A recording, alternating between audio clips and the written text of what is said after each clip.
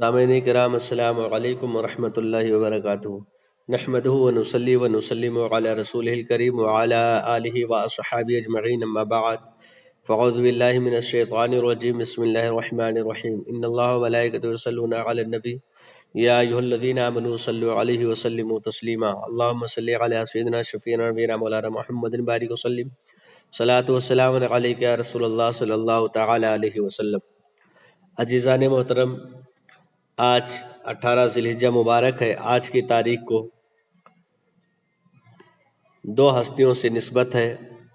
ایک ہستی کا نام سیدنا عثمان غنی رضی اللہ تعالیٰ عنہ ہے، دوسرے ہستی کا نام مولانا نعیم الدین مراد آبادی علیہ رحمہ ہے۔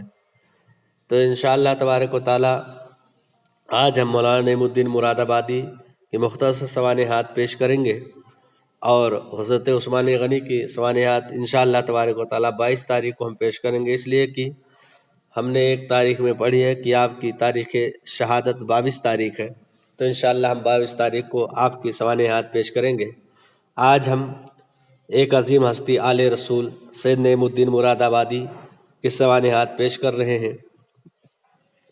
حضرت کا نام محمد نعیم الدین ہے اور لقب صدر الافاضل، بدر الاماثل، فخر الاماثل، استاذ العلماء ہے۔ پورا نام آپ کا سید نعیم الدین مراد آبادی حسنی حسینی اشرفی علیہ رحمہ ہے۔ آپ کی تاریخ ولادت 1300 ہجری 1 جنوری 1883 عیسوی ہے۔ تاریخ وصال آپ کی ہے ذی الحجہ 1367 ہجری اکتوبر 1948 عیسوی۔ حضور غوث پاک کے 717 سال کے بعد آپ مراد آباد کی سرزمین پر پیدا ہوئے۔ آپ کو دنیا سے گئے ہوئے اس وقت 72 سال ہو گئے ہیں۔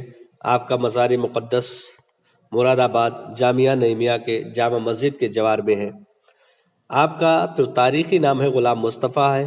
آپ کے والد ماجد حضرت مولانا معین الدین علیہ رحمہ ہیں، جن کے کئی بیٹے قرآن پاک کے حافظ ہو کر زاد آخرت ہو چکے تھے، اور اولاد کا عظیم صدمہ تھا، یعنی بچے ہوتے تھے اور آپ ان کو حافظ قرآن بناتے، اس کے بعد انتقال کر جاتے تھے۔ لیکن جب مولانا نعیم الدین مراد آبادی علیہ رحمہ کی پیدائش ہوئی تو آپ کے والد گرامی نے ایک نظر مانی تھی کہ مولا تعالیٰ اگر عمر طبعی عطا فرمائے، ہمارے بچے کو زندگی عطا فرمائے، تو اسے خدمت دین کے لیے وقف کر دوں گا۔ اللہ اکبر۔ چنانچہ آپ کے یہاں مولانا نعیم الدین مراد آبادی پیدا ہوئے، اور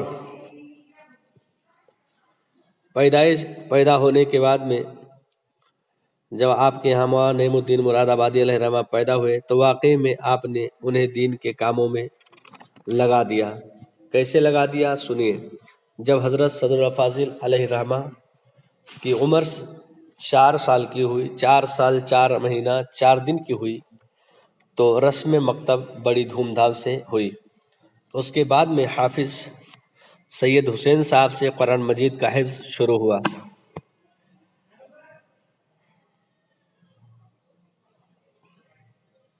آپ کے جو یہ استاد تھے وہ نابینا تھے اور سخت مزاج تھے۔ ایک روز تشدد کے ساتھ تعلیم دے رہے تھے، اتنے میں اسی راستے سے ایک بزرگ کا گزر ہوا۔ انہوں نے حافظ صاحب سے فرمایا کہ حافظ صاحب، آپ دیکھیے یہ بچہ بہت ہونہار ہے، اس پر آپ کیوں تشدد کرتے ہیں؟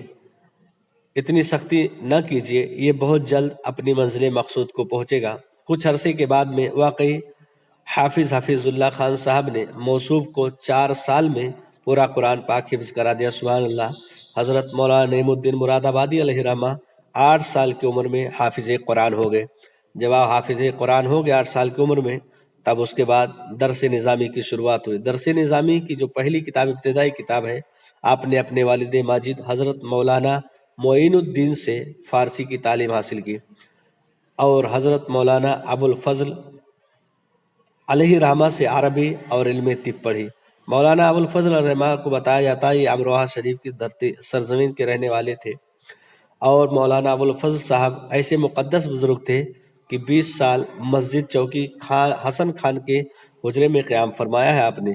وہی مطب بھی فرماتے تھے اور ایسے مہذب تھے کہ آسمان کی نظر کی طرف نظر اٹھانا تو کیا مانا، کسی سے نظر ملا کر بھی آپ نے کبھی کام نہ کیا، ہمیشہ نگاہ مبارک نیچی رہتی تھی۔ تمام محلے کے لوگ حضرت کے تقوی اور پرہیزگاری سے آشنا تھے۔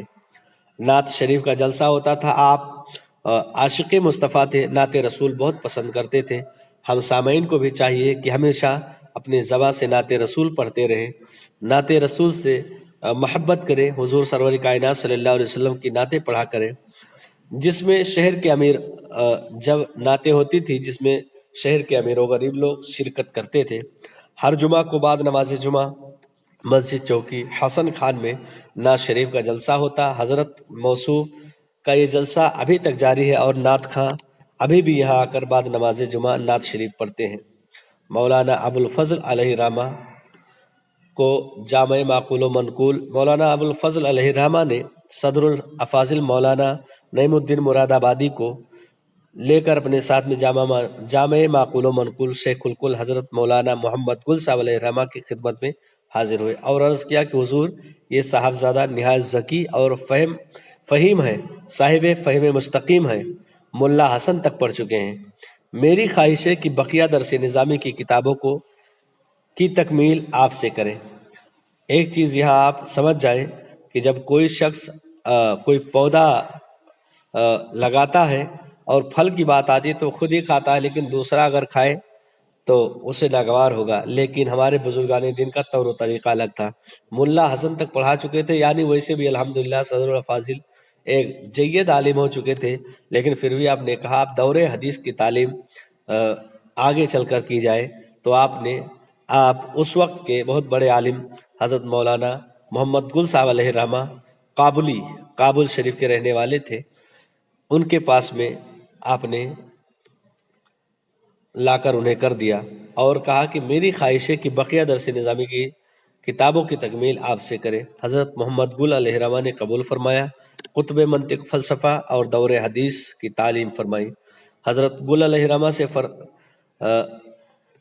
رحمہ کے پاس میں جب اتنی تعلیم حاصل کر لی اور 19 سال کی عمر میں تمام علوم و فنون اور دینیات سے فراغت پائی تو آپ نے 1 سال فتویٰ نویسی کی مشق فرمائی۔ 1320 ہجری میں 20 سال کی عمر میں دستار بندی ہوئی۔ مدرسہ امدادیہ میں نہایت تذکر و احتشام کے ساتھ جلسہ منعقد ہوا۔ علماء کرام نے اس عالم ربانی فاضل حقالی کی دستار بندی فرمائی۔ حضور صدر الافاضل کے والد گرامی حضرت مولانا معین الدین علیہ رحمہ نے دستار بندی کے موقع پر ایک شعر پڑھا تھا۔ آپ نے کہا تھا نزہت نعیم الدین کو یہ کہہ کے سناتے، اور بھی اشعار ہیں۔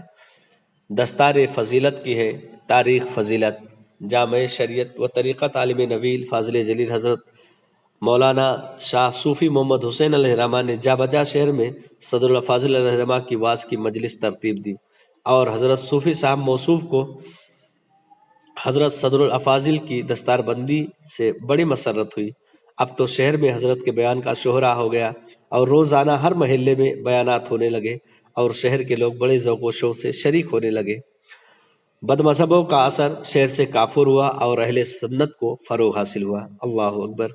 حضرت صدر الافاضل کے آباء و اجداد ملک ہندوستان کے نہیں بلکہ آپ کے آباء و اجداد شہر مشہد ایران کے رہنے والے تھے اور یہ علاقہ امام رضا علی کے روضے کی وجہ سے حرم کہلاتا ہے۔ ان کے آباء و اجداد شہر مشہد سے اورنگزیب عالمگیر علیہ رحمہ کے دور میں 1658 عیسوی کے بعد ہندوستان میں تشریف لائے۔ بادشاہ وقت نے آپ کو اعلیٰ عہدے پر فائز فرمایا۔ صدر الافاضل علیہ رحمہ کا خاندان حسینی سید ہے۔ یہ خاندان ہمیشہ علم و فضل کا آفتاب رہا ہے، دینی اور دنیوی دونوں کاموں کو انجام دیتا رہا ہے۔ آپ کے خاندان میں بڑے بڑے عالم ربانی گزرے ہیں جن کی وجہ سے آج بھی ہندوستان میں اور غیر ہند میں علم کی روشنی بکھری ہوئی ہے۔ آپ کے آباء و اجداد حکیمانہ شاعری بھی کرتے تھے۔ آپ کے پردادا علوم ظاہری علوم باطنی کے ساتھ ساتھ حکیمانہ شاعری اس طرح کرتے تھے، اور آپ کے دادا ملک الشعراء نواب مہدی علی خان زکی جس کا تخلص ہے اس کے بھی آپ کے دادا استاد تھے، اور دنیا انہیں سید کریم الدین آزاد علیہ رحمہ کے نام سے جانتی ہے۔ حضور صدر الافاضل کے والد کا نام معین الدین ہے جن کا تخلص نزہت ہے۔ آپ کے دادا کا نام سید نعیم الدین ہے سید امین الدین ہے جن کا تخلص راسخ ہے، اور آپ کے پردادا کا نام سید کریم الدین ہے جن کا تخلص آزاد ہے۔ صدر الافاضل کے والد گرامی حضور اعلیٰ حضرت کے مرید تھے۔ حضور اعلیٰ حضرت کے اس مرید نے کچھ اشعار اعلیٰ حضرت کے بارے میں کہے تھے، وہ میں پیش کر رہا ہوں اعلیٰ حضرت کے بارگاہ میں۔ یہ شعر اعلیٰ حضرت کے اس مرید نے یہ شعر پیش کیا، کہا پھرا ہوں میں اس گلی سے نزہت، ہو جس میں گمراہ شیخ و قاضی۔ پھرا ہوں میں اس گلی سے نزہت، ہو جس میں گمراہ شیخ و قاضی، رضائے احمد اسی میں سمجھو کہ مجھ سے احمد رضا ہو راضی۔ اللہ اکبر۔ آل رسول ہونے کے بعد آپ کیا کہہ رہے ہیں کہ میں سرور کائنات صلی اللہ علیہ وسلم کی رضا اس میں سمجھتا ہوں کہ مجھ سے احمد رضا راضی ہو جائے، مجھ سے اعلیٰ حضرت راضی ہو جائے۔ تو مولانا نعیم الدین مراد آبادی علیہ الرحمہ کے والد گرامی اعلیٰ حضرت کے مرید تھے اور صدر الافاضل اعلیٰ حضرت کے خلیفہ تھے۔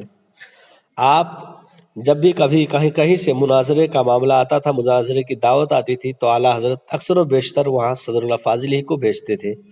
نجیب آباد وغیرہ اور تمام تر دیگر علاقوں میں صدر الافاضل نے مناظرے کے، اور مناظرے میں وہ عہد طولہ آپ کو حاصل تھا کہ تمام کفار و بے دین سے مناظرہ فرماتے۔ عیسائی، آریہ، روافظ، خوارج، جتنے بھی بد مذہب تھے سب سے آپ نے مناظرے کیے اور الحمدللہ غلبہ پایا۔ کوئی بھی مناظرہ آپ ہار کر واپس نہیں آئے۔ کئی مناظرے کیے ہیں آپ نے۔ صرف آپ کے سامنے میں ایک مناظرہ پیش کر دیتا ہوں۔ مراد آباد بازار چوک میں آریہ مبلغ روزانہ شام کو اسلام کے خلاف تقریریں کرتا تھا۔ حضرت مسجد قلعہ سے جمعہ پڑھا کر واپس آ رہے تھے کہ آریہ لوگوں کو اعتراض کر رہا تھا، اور شاہی مسجد کے مدرسے کے ایک مدرس کو اس نے روک لیا اور سوال کیا، وہ جواب دے نہ سکے، واپس چلے گئے اور آریہ نے تالی بجانا شروع کر دی۔ مولوی صاحب کہا کہ مولوی صاحب عاجز ہو کر بھاگ گئے ہیں، میرے اعتراض کا جواب نہیں دیا۔ حضرت نے پنڈت جی کو روکا اور کہا کہ پنڈت جی آپ بتائیے آپ کا اعتراض کیا ہے، بیان کیجیے، جواب میں دیتا ہوں۔ اس نے بڑی حقارت کی نظر سے آپ کو دیکھا، کہا کہ جب آپ کے حضرت نہ جواب دے سکے تو آپ کیا جواب دیں گے؟ تو حضور نے کہا کہ آپ سوال تو کیجئے، پھر دیکھیے میں کیسے تسلی بخش جواب دیتا ہوں۔ اس نے کہا کہ آپ کے پیغمبر نے اپنے بیٹے زید کی بیوی سے نکاح کر لیا، یہ درست نہیں ہے۔ حضرت نے فرمایا کہ زید حضور کے بیٹے نہ تھے، بلکہ زید حضور کے منہ بولے بیٹے تھے، جسے اردو میں پالک کہا جاتا ہے، لے پالک کہتے ہیں۔ حضور نے کرم سے انہیں بیٹا فرمایا۔ شریعت اسلامیہ میں منہ بولا بیٹا حقیقت میں بیٹا نہیں ہوتا اور نہ ورثہ پاتا ہے، وہ مر جائے تو نہ اس کا ورثہ بیٹا کہنے والے باپ کو ملتا ہے۔ آریہ کہنے لگا منہ بولا بیٹا حقیقی بیٹا ہو جاتا ہے، اور ورثہ وغیرہ کے تمام احکام ہندو دھرم میں اسے ہی ملتے ہیں۔ حضرت نے دلائل عقلیہ سے ثابت فرمایا کہ کسی کو بیٹا کہنے سے حقیقت نہیں بدلتی ہے، حقیقت میں جس کے نطفے سے جو پیدا ہوتا ہے اسی کا بیٹا ہوتا ہے۔ صرف زبان سے بیٹا کہنا اس کی حقیقت کو نہیں بدلتا ہے۔ اسے ایسے عمدہ پیرائے سے بیان فرمایا کہ سارا مجمع اس حضرت کی ان باتوں سے متاثر ہوا، مگر وہ پنڈت ضد سے کہنے لگا کہ میں نہیں مانتا۔ سارا مجمع اس سے کہتا ہے کہ عقل کی روشنی میں دیکھ، یہ صحیح کہہ رہے ہیں، مگر وہ کہتا ہے کہ میں نہیں مانتا ہوں۔ حضرت نے فرمایا کہ اچھا ابھی میں تجھے منوائے دیتا ہوں۔ اللہ اکبر۔ سنو مجمع والو، میں کہتا ہوں پنڈت جی تم میرے بیٹے ہو، اور 3 مرتبہ یہ باتیں کہی، پنڈت جی تم میرے بیٹے ہو، پنڈت جی تم میرے بیٹے ہو، پنڈت جی تم میرے بیٹے ہو۔